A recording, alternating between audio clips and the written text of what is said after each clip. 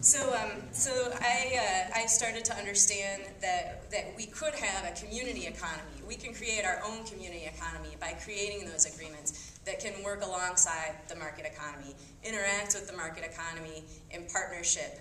And I started realizing, why would we exchange things that are abundant, such as caregiving, civic engagements, creativity, with something that's scarce? So we can't make the exchanges of the abundant resources that we all have because we can't get a hold of this scarce means of exchange.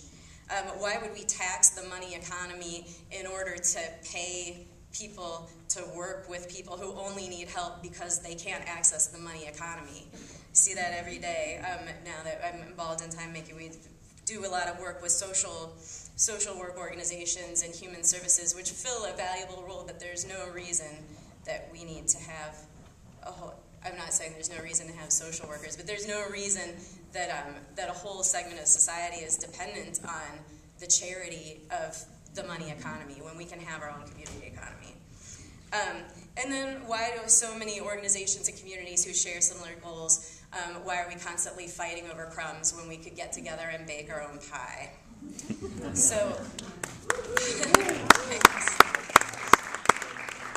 So many problems in our society today, we recognize, come from the fact that we've institutionalized and commodified a lot of the basic functions that our families and communities used to fill, or could fill.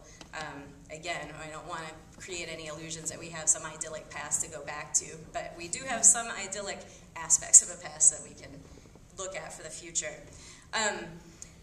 In order for things to be moving out of institutions and back into communities, we have to have communities that are ready for it. One of the issues that I was very heavily involved in, and still am somewhat, is drug policy. And we're constantly making the claim, you need to stop locking up people for nonviolent drug offenses. And our DA would always go up and say, well, we can't do that unless we have all these other resources for treatment, and what you need to do is go and advocate for community centers and treatment and get funding for those things. So when I discovered TimeBanking, which I'm just about to explain, I realized here is a tool that we can do those things without having to beg for money for every single thing that we do, by creating our own community economy. And I realized, what are we waiting for? Are we waiting for the wizard to tell us we have heart and brains and courage? So now I'm going to just describe what TimeBanking is and put it in context. TimeBanking is a mutual credit system. Who here is familiar with LET systems? Great. Who here is familiar with time banks? So they both operate on the same essential principle, which is a network of people, skills, goods that are all part of this network of exchange. And then when you want to make an exchange, you simply pay a credit to the person you're making the exchange with. They have that credit. They can then pay it to somebody else and get what they need. In TimeBanking, the credits are an hour. An hour of my time is worth an hour of anybody else's time. It equals one time dollar. It doesn't equal any money equivalent at all. And everyone's time is valued equally and exchanged on that basis. When I came to TimeBanking, I came to it from kind of backward from how most people, you often don't see a lot of TimeBank people at currency and economic sorts of forums, just simply because a lot of people come to it from the social side and never really even think of TimeBanking as a currency, which is what I think is one of its strengths, actually, because it's very easily understood by all kinds of people in all kinds of circumstances. But that's, when I first came to TimeBanking, I wasn't particularly interested in that non-negotiability and everyone's time being valued equally. I just saw it as something that could be a really effective community building, community organizing tool, an effective tool for filling some economic needs that were unmet. Now that I've been immersed in TimeBanking, and actually today is the 4th birthday of the Dane County Time Bank, so I just realized but once I got involved in the Time Bank, I realized, and I know many of my friends and colleagues who are involved in it, if that fact of equal exchange and that no one can negotiate that your time's worth more than anybody else's time is extremely powerful, and now it's one of the things I value most about being in the Time Bank. Just once you get involved in it, you realize how rare it is to be an equal participant in any kind of economy and how good it feels.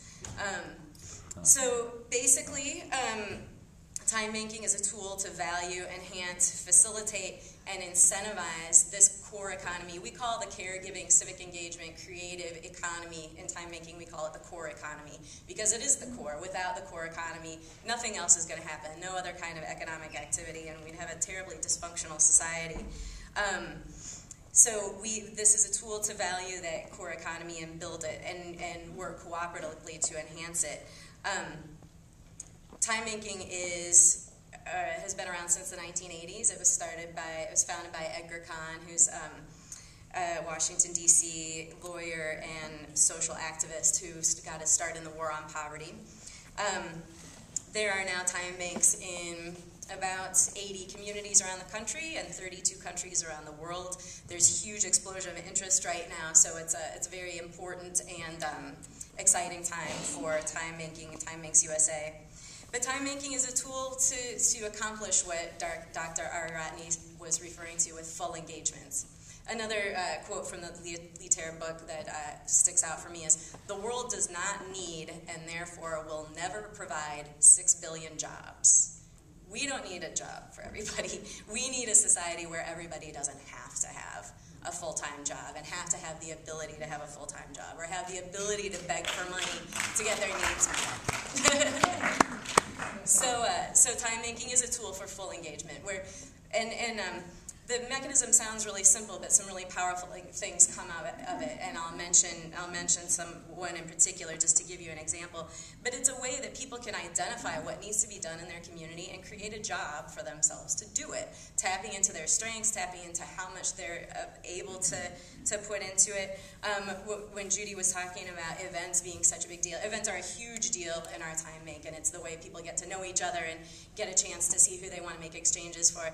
And people earn time dollars to put on events at least once a month in our time bank. They do pet parade and arts and crafts night and just all kinds of stuff all the time. And that's a big part of why people are excited about the time bank is it's fun. People really become enriched by getting to know people in really vastly different life circumstances. Another aspect of time banking that is really essential is people come to it for all different reasons. I've been involved in other local currencies. I helped start Madison Hours local currency, which is still going in Madison, which I value very much and fills a very different role, and we can talk more about that after this if you want to talk with me one-on-one. But people understand time banking. People join the time bank because they don't have any other way to get a ride to the doctor. People join the time bank because they want to learn how to play piano and they can't afford piano lessons. It's not something that people really have to work to get their brain around. And one thing that's really important is we talk a lot about shifting people's consciousness and getting people to understand what's wrong with our money system. I'm guessing that everyone here is relatively privileged compared to most people in the world by virtue of the fact that we're here at this conference. People who are living in abject poverty and people who are excluded from the money economy, they don't need to learn that. They don't need to learn what's wrong with the economy. They live it every day. But they do need to learn that there can be other things that work, and the only way that people are going to really develop an understanding of that is by having it demonstrated. I wouldn't believe it if someone told me that there was some sort of model that could help me meet my needs when I've been excluded from the money economy. So time banking, to me, is hugely important as a tool for experiential learning for all different kinds of people, to really get a sense that things can be different, they need to be different, and they will be different if we make it happen.